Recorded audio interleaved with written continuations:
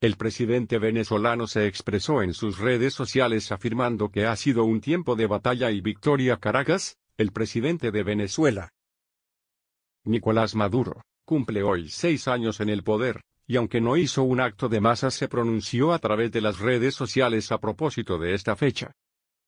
La patria sigue, expresó el líder chavista en su cuenta de Twitter. Han sido 6 años de unidad, lucha, batalla y victoria. Señaló también que con su victoria del 14 de abril de 2013 frente a Enrique Capriles el pueblo venezolano ratificó su lealtad al fallecido presidente Hugo Chávez, fundador de la Revolución Bolivariana.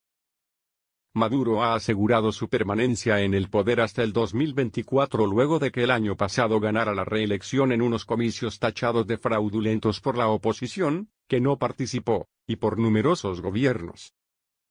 El mandatario además enfrenta una crisis de legitimidad desde enero pasado cuando el líder opositor y jefe del Parlamento, Juan Guaidó, invocó la Constitución para denunciar la usurpación de la presidencia y proclamarse presidente interino.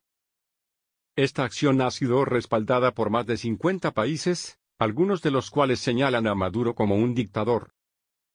Durante el sexenio gobernado por Maduro, Venezuela entró en la peor crisis económica de su historia, que incluye escasez de alimentos y medicinas, deterioro de los servicios públicos, cierre de miles de empresas, contracción de la economía en más del 50%. En los últimos 6 años la inflación pasó de 56% a 1.700.000%, y el sueldo mínimo que devengan la mayoría de los trabajadores venezolanos se redujo de 200 a unos $6, lo que mantiene a millones de personas en la miseria.